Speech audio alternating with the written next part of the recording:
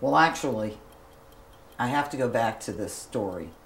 I made a deal when I was a teenager with the goddess. All right, I said, I don't need a lot of money ever to live. I just want to know that I have enough to have a decent standard of living and have time. My goal always was to have time to think, to walk, to read, to make art, to reflect. That's the hard part, is trying to,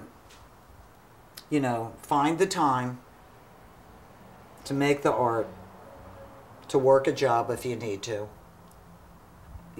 have your social life and your friends. And then, is it possible to have a relationship within all of that? When I was in college, I was a poet, and I actually won first prize for poetry at Howard University. And I was the editor of the literary journal as well. So it was a different world, different time. When I was in college, I was writing reviews for the school paper. And then I discovered the fine arts department and wanted to take classes in there. But no, they had rules. If you were a liberal arts major, you had to stay in the liberal arts department. But I could take photography. So I took photography. While I was there, my first semester in graduate school, oddly enough, I got a job as a jeweler's apprentice on Jewelers Row in Philly, which is like a whole block of artisans, diamond cutters, fabricators. And I got a job, $50 a week, and I sat right next to Lou and made jewelry and decided that I liked that a lot better than the film department. I thought I'd be a good filmmaker because I was a good photographer, but I realized that I don't have that sense of narrative, and that I don't really feel like I have a story to tell.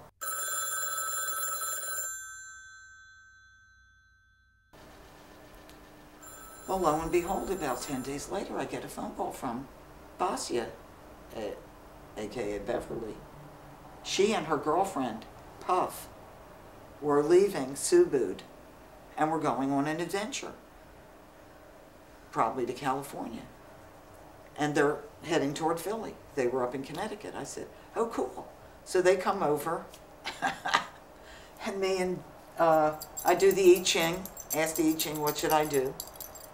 And then we do a tarot reading, and it basically says, sure, go on this adventure.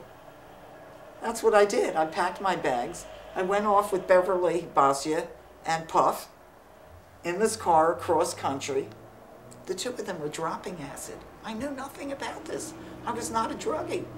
And I'm driving, and they're loaded in the back seat, So anyhow, we get to California, and then they drop me off in the middle of Potrero Hill, up on Arkansas Street, where my buddy Richard from D.C. was living. Arkansas Street, I never forget this, it's February 7th, 1971. When you're on Arkansas Street, the city goes down like this, and it's all right there in front of you, the lights, everything. I said, oh, Schrager's home.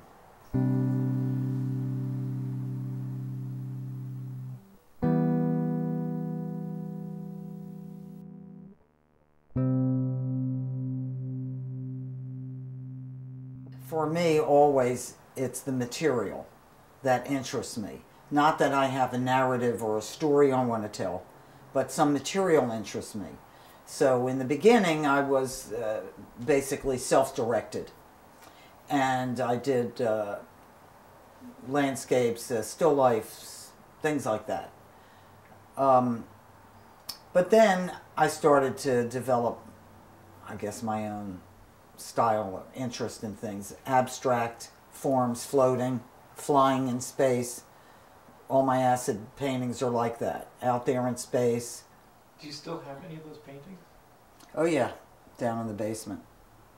And would take hours to start pulling things out. I moved in with Richard Armstrong, and he was an artist, and I went into his studio one day and started drawing, and that decided, gee, pretty good. So that was it. I kept going since then.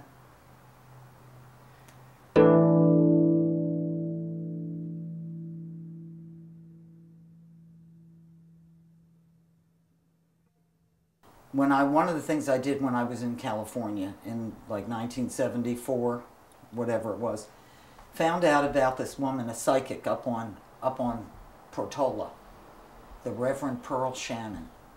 And she had been written up, and the story was that people would come to her house in the morning and they would write questions and they'd leave it in an envelope, and it would be dealt with in the order it was presented. Later in the evening, people would show up at 8 o'clock, and you'd wait until your envelope, and she'd pick up the envelope, and she ostensibly hadn't opened it, but, you know, would say, I see so-and-so, and I see this, and yada, yada. And she got to me, and she said something which was so right on.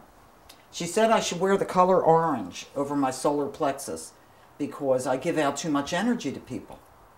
And that by giving out too much energy to people, I was exhausted. It was draining me. You know, when I'm involved with someone romantically, it gets in the way because... The art gets in the way? No, the relationship gets in the way of the art. You make choices, prioritize. I think basically I'm probably more of a bachelorette, that I do a lot better by myself because I really like being alone a lot.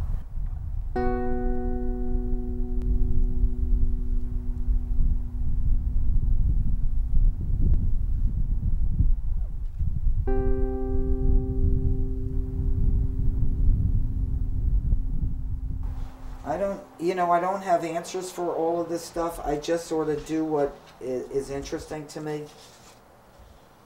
Some more concrete ones out of found concrete paving stones. These ones I called ruins because they reminded me of ruins of like Greek temples and stuff like that. See, my earlier sculptures were stacks, and I used different materials for the stacks, like stuff you get at the hardware store, stuff you find down at Urban Ore. So I started out doing that, kind of recycling materials. This is one of my favorite pieces, Clifford's Still Here.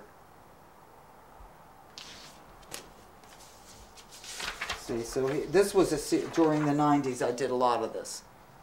Stacks and, you know, wood going up and down.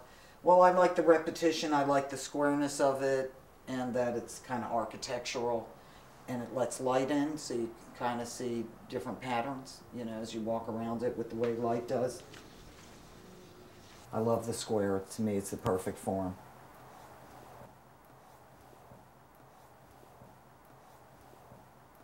Cubes.